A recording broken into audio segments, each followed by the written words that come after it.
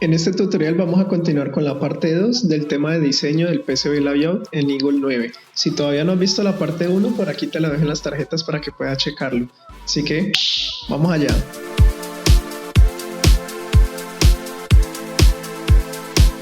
Listo, una vez terminado de posicionar todos los componentes, antes de pasar a realizar el ruteo de las pistas como tal, tenemos que configurar nuestros parámetros de RC, que sería nuestro verificador de reglas de diseño. Estas reglas de diseño son muy importantes porque depende mucho del fabricante con quien vayamos a mandar a hacer nuestras placas ya físicas. Entonces vamos a proceder a configurar esos parámetros. Nos vamos aquí al menú de herramientas donde dice DRC. Y como verán, Eagle ya viene con unos parámetros por defecto que realmente son unos parámetros bastante exigentes y no todos los fabricantes los pueden compensar. Como son un espacio entre pistas de 6 milésimas de pulgada, eso es prácticamente como 0,15 milímetros. Es un espacio muy angosto y al menos aquí en Colombia con ese espacio las pistas quedarían en cortocircuito. Nuestro espacio mínimo es de 0,25 o hasta 0,3 sería lo ideal. Entonces hay que configurar eso. Pues aquí están las diferentes pestañas. Vamos a proceder primero a cargar el archivo. Ese archivo lo voy a dejar en la descripción del video para los que deseen usarlos. Entonces vamos a usar acá fabricación en China. Le damos a abrir y él automáticamente ya me configura los parámetros que me piden allá para que siempre que yo mande los archivos Gerber, los circuitos pasen la revisión y se puedan fabricar posteriormente. Entonces, como vemos aquí en la capa Layers no ha habido ningún cambio. Pero en la capa Clearance o espaciados coloqué que el mínimo es 0,24 milímetros entre pistas, 0,23 entre una pista y un pad, ya sea SMD o Through Hole, y 0,25 entre un pad y una vía. También entre pads 0,2 para trabajar con integrados que tienen un pitch o un espacio entre pines bastante angosto para que el software no me vaya a arrojar errores por distancia. La distancia mínima desde cualquier componente, pista o agujero pasante al borde de la PCB es de 0,5 milímetros y el agujero mínimo es de 0,3. Acá en tamaños, el ancho mínimo de pista es 0,25 milímetros, pero como ustedes saben, este ancho de pista varía dependiendo de la corriente por la que va a fluir en el circuito y el ancho de la PCB. Normalmente las PCBs tienen una capa de cobre de 35 micrómetros, pero hay otras que usan 70 micrómetros. Entonces deben tener en cuenta a la hora de mandar a fabricar cuál va a ser el espesor del cobre y así mismo calcular la corriente. Acá sí coloco el mínimo taladro, 0,5.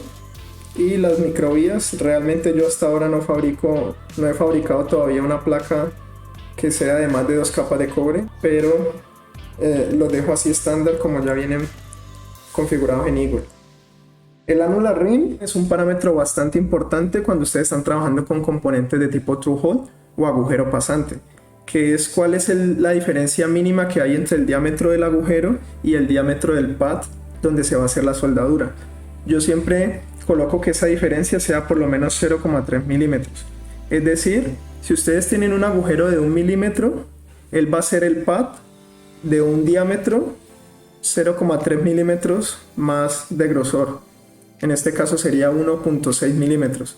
Eso le daría un anillo de 0,3 milímetros suficientes para que la soldadura se deposite y no se vaya a reventar. Esa es la mínima, pero ustedes saben que en componentes que manejen mucha potencia, esas donas se hacen todavía más gruesas para que haya una mejor unión. Lo mismo tanto para la cara top como para la capa bottom. Para las capas internas lo dejo por defecto porque, como les acabo de decir, no fabrico todavía placas multicapa. Aquí en Shapes, que sería como los redondeos que se le hacen a algunos pads, yo lo dejo sin nada y le coloco que el redondeo sea tal cual como se diseñó en la librería del componente. Lo dejo original. En las fuentes de alimentación, cuando ustedes van a manejar planos de tierra o planos de potencia, le coloco que sea de 20 milésimas de pulgada, es decir, cuando ustedes tengan un pad que vaya a esos planos de tierra, él le va a formar una cruz y le genera este pequeño espaciado. Me gusta para la parte donde se unen varias tierras, sobre todo en circuitos mixtos. En la parte de la máscara de componentes, de la máscara antisoldante, perdón, aquí colocamos un espaciado de 3 milésimas de pulgada, que va a ser ligeramente más gruesa que el pad de soldadura, eso para darle una tolerancia a la máquina donde se fabrica, que hace el planchado y la aplicación de la tinta. Si no le damos este pequeño espaciado, es muy probable que el pad quede untado de tinta antisoldante y después no nos pegue bien la soldadura.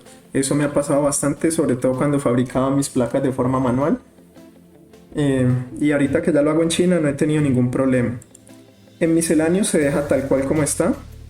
Y después de haber cargado esos parámetros le damos aplicar.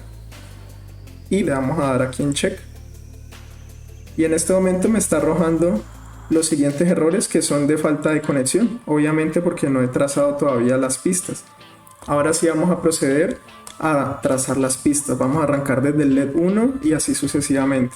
Entonces vamos aquí a la herramienta donde dice Road Airway.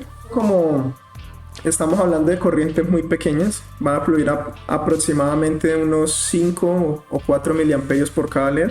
Pueden usar pistas hasta de 0.25, pero yo lo voy a trabajar con 0.3 para dejarlas ligeramente más gruesas, ya que la línea central que viene de BCC, por esa sí va a fluir más o menos 50 miliamperios, que sería para alimentar toda la red.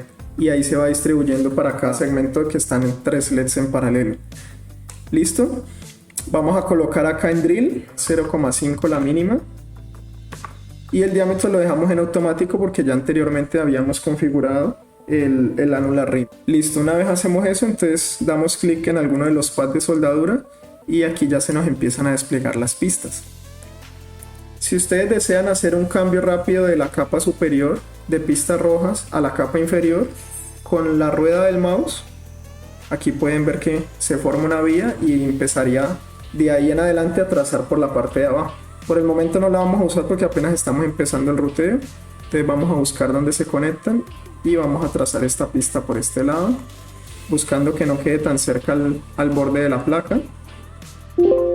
Listo, ahí ya hicimos el primer trazo. Con el clic derecho pueden cambiar el ángulo de la pista cuando deseen tirarla por un lugar diferente. En este caso la voy a hacer aquí cortica para evitar que se acerque mucho a los bordes de la PCB.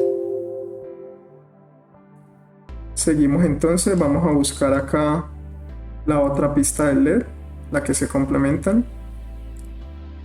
Hacemos los pequeños cambios acá.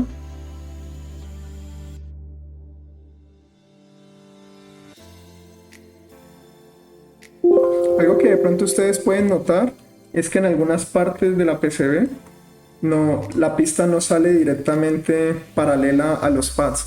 Esto porque los componentes están con un ángulo. Cuando los componentes están totalmente paralelos, sí podemos tirar las pistas también en ese ángulo paralelo, pero recuerden que mi PCB es circular, entonces las pistas van a tener una pequeña declinación con respecto al componente. ¿Listo? Entonces ese sería el procedimiento. Básicamente van ruteando una por una. Otras formas de rutear: pueden rutear múltiples, pueden rutear en bus. Eso se utiliza mucho en circuitos digitales, por ejemplo en microcontroladores. Cuando ustedes tienen un microcontrolador con un bus de datos donde todos los pines están seguidos, ustedes pueden trazar los 8 pines directos hacia el conector o hacia el otro componente que va a recibir esas líneas de datos. En este caso, como estamos hablando de LEDs y resistencias, casi todas las pistas se van a tirar manual. Voy a proceder entonces a hacer todo el ruteo y les muestro al final cómo quedó el resultado para continuar. Solamente le falta a este diseño agregar un plano de tierra que vaya conectado a GND. Listo, entonces vamos a usar la herramienta polígono. Vamos a escoger que sea curvo, que tenga un ancho de 0.254 y buscamos acá un punto central del círculo que esté alineado con este LED y empezamos a tirar nuestro polígono. Listo, busquemos que esté alineado con el LED, damos clic acá para cerrarlo y continuamos tirando nuestro polígono. Acá buscamos que esté alineado con este otro LED. Buscamos el tercero. Recuerden que con clic derecho pueden cambiar la distribución o el ángulo de la línea que están tirando. Acá damos clic otra vez y vamos a tirar el último trazo para cerrar nuestro círculo. Perfecto, y aquí me dice que a qué línea o a qué señal lo quiero asociar, entonces yo le coloco acá GND y le doy Enter. Listo, aquí ya tenemos nuestro polígono. Ahora vamos a tirar un segundo polígono en la capa bottom.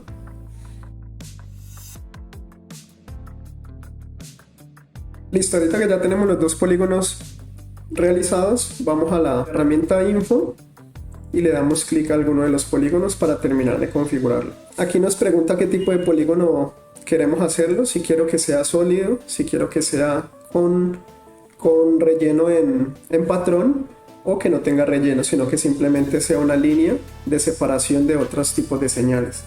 Entonces, en este caso, como es un plano de tierra GND, yo lo voy a dejar sólido.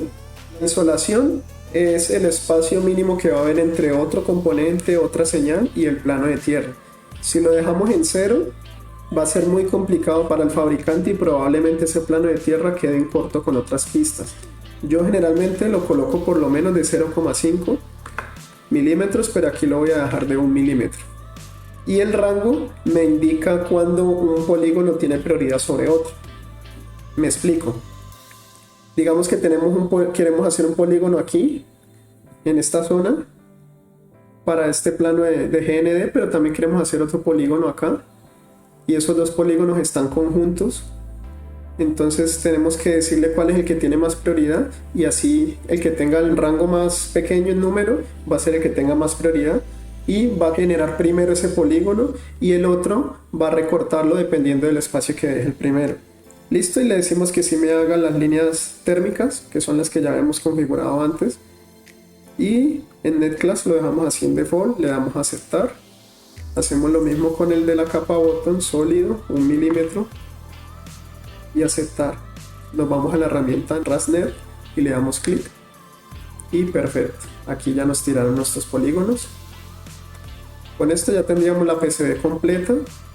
Con estos tutoriales hemos aprendido las funciones necesarias para que puedas empezar a diseñar tus primeras PCBs y obtener un acabado profesional. Si deseas seguir profundizando en el tema, no te pierdas nuestros próximos videos. Déjanos aquí abajo en la caja de comentarios todas las dudas que vayan saliendo para seguir aportando más valor a la comunidad. ¡Nos vemos!